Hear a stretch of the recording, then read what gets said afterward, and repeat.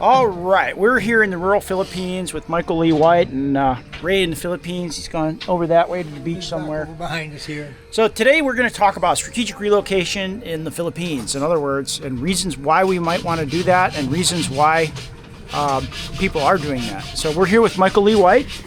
Michael Lee White is an American Navy veteran, and he's an entrepreneur here in the Philippines. He lives here with his wife Charm and his 3 kids. And so they're all born here. So what several of the things we're talking about: black swan events, financial events, hyperinflation, World War III between Russia versus the United States, China, Russia, the United States. You can have an event where we have a nuclear exchange, counter force and counter value targets get hit. You could have like 5,000, up to 5,000 detonations maybe, just a rough estimate in the United States and in Asia and Eastern Europe. So we're looking at here in the Philippines, probably there are no counterforce or counter value targets. There are very few counterforce and probably no counter value targets. The only thing you might want to hit is where the Americans have gone there, got the new bases, and that's 9 sites. So here in the Philippines, you won't be dealing with blast effects. You might have a blackouts, things like that. You might have lack of diesel. But if you're out here in the province, you still got food grown, bananas growing on the trees. You've got chickens running loose everywhere in the jungle, and you can still put your hand nets out in the ocean. We have many coconut. We can make our own biodiesel. We're not going to be for lack of fuel, for sure. You've got solar, biodiesel. We have everything we need here to be fully self-sustaining. If there were no food sources available going to the store, we're fine here. You can even paddle one of these small boats out into the ocean here and just drop a couple sections of net if you had to. Exactly. So you could starvation. We can paddle our big boat out. Starvation, if the global supply chain went offline, is not even on the table here. No. Because so many food sources. You won't starve. You don't have to worry about grocery shopping. Just the Philippines is a whole different game than the United States.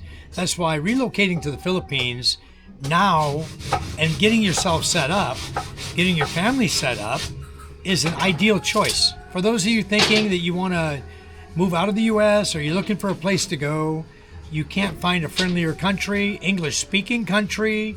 Cost of living is very, very low here, and you can buy land here with your wife or your girlfriend. You can do a 99-year lease now, for God's sake. And build a self-sustaining life. You don't have to go to town if you don't want to. It's like the Old West. Yep. They used to go in there, they bring seeds with them. They take their covered wagon, they go to the West, they had their seeds, they'd settle down somewhere, they'd make a garden, they'd grow their seeds, grow their vegetables, have their chickens and their cows for milk. They go to the creeks and go fishing. It's the same thing in the Philippines. You can do all of that. So the population here, people ask about safety. Overall, I think you're even in peacetime and in the survival event, you're going to be much safer here in the Philippines. Definitely. In America, you're going to have a lot of individuals here. The whole neighborhood, the whole barangay, everybody knows each other. They're all probably cousins, relatives. They have 90% here are related in this village. So they have community cohesion. If something goes wrong, they're going to be working together. We'll be teaming together. Yes. In America, if things go wrong, you're going to have people out there with their backpack and their weapons. Yeah. Freelancing, doing God knows what, living up, foraging. Honestly, foraging in a very negative way. I'm going to tell you what I used to do. I used to watch preppers. Okay. Yeah. And I used to have a whole bunch of Mormon friends. Okay. The Mormon Church believes that you need to stock up 2 years worth of supplies. Yeah. So I would just know where all my Mormon friends live. And there's a lot of people that say that. I'm not joking. I would see all my Mormon friends, where they lived. I'd work at their house. I was an electrician doing work. I'd see all their supplies, where they kept everything. I just put it in my mind. Lots of people are doing that too. Push come to shove. They're not going to have a dang thing. Somebody's going to go get it. I have plenty of food source. Yeah. Okay. But now in the Philippines, it's a different game. People aren't stocking up a bunch of groceries here. But that being said, every sorry store here has a lot of groceries. Yeah.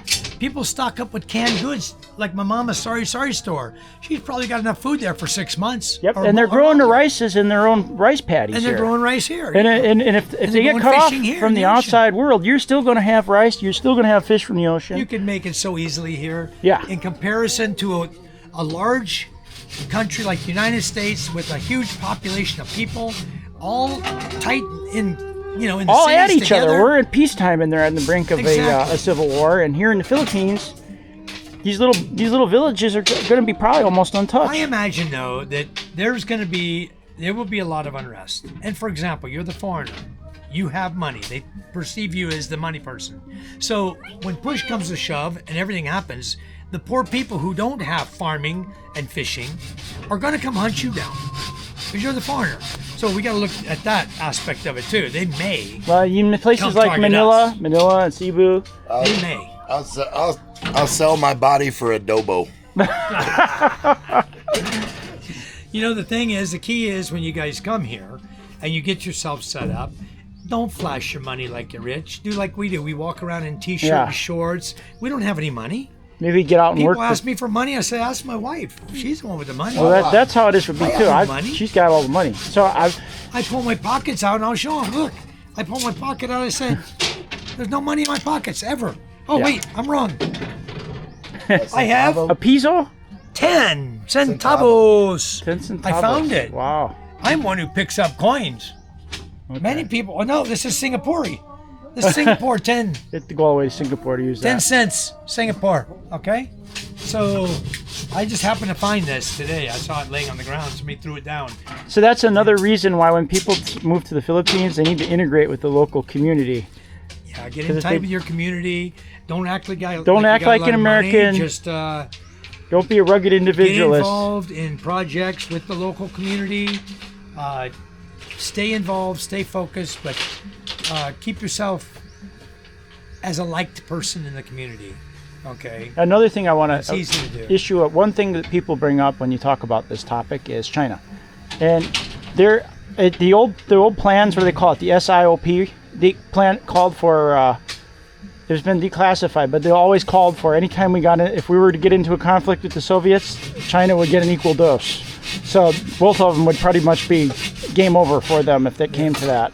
And there would still be Ohio class SSBNs out there, probably some of them still with a reserve load. So they won't be coming down here. I have no fear of that. I'm not really so worried about anything from the Philippine standpoint. I don't worry about war coming to the Philippines. Even though, yes, they say we're being used as a proxy for the U.S. Okay? And the U.S. is establishing bases here. Well, the U.S. had bases here forever. Yeah. All they're doing is reestablishing to keep peace in the Pacific. Peace through strength is the philosophy, okay? It's not peace through going out and water cannoning the other country's ships. Yeah. That's not peace. That is the brink of war. Yeah. Just recently they fired their water cannon. Yeah, they did again. They hit a Philippine ship, Yeah.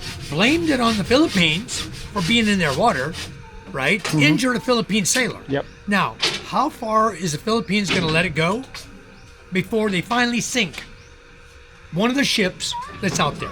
One of the Coast Guard ships of You China. got to wonder how that plays out now. Then the Chinese retaliate, and then America comes in with this president. I have no doubt we'd come in and hit them back. We hit them hard. And then everything they've built up out there in the West Philippine Sea will be gone. Yeah. It'll the all be islands gone. Be gone. And That'll if they be want to the escalate first past target. that, they won't have a navy. And if they That'll want be to one of the very escalate past first that, they targets won't they have a hit. country. Yep. Well, trust me, I guarantee the U.S. has already made plans with the Philippines Yep. that if anything happens, Yep. they're going to bomb the runways on those islands right away. They sure will. They'll be the first ones hit by the. Yep. They'll bring in the B bombers and Yep. bang Yep. a bang. Yep. The Spratlys, the No more islands. all that. Yeah. Then that whole forward base that the China has developed will be gone. Yep. Yep. So don't worry about that. Now they got to come from mainland. So now what do? A lot more fuel expended, a lot more issues, a lot more problems. Logistically, they can park their little Fujian aircraft carriers over here, like they did. They brought them over here now. Papa, look, me find that. That belongs to Norberto, I think. No. All right. Norberto, So whose is that? Michael's and his family have got Whose is themselves a good situation here. That's There's quite a few American expats over here and other Western expats, and the guys out here in the province, they pretty much have integrated, guys. I think no matter what happens, you guys are going to be sitting pretty I'm here. sitting pretty. I'm Yeah. not worried about anybody. Yeah. I'm not worried about China. I'm not worried about Russia. I'm not worried about anybody coming here. All right. Well, let's continue this with which country has a better climate for you, for yourself in retirement, and for you're not really retiring, but you're 65, you don't want to, and for your family, a better atmosphere for your family. So we'll continue this on your channel. Okay, you want to do that? We can do that. So guys, continue this on, what is your channel? Thriving Philippine Expat. Thriving Filipino Expat. I'll show your channel right here in a moment. And then we're going to go fishing when we get done here, I think, today, right? Yeah, we're going fishing today at 4:45 in the afternoon. Getting close.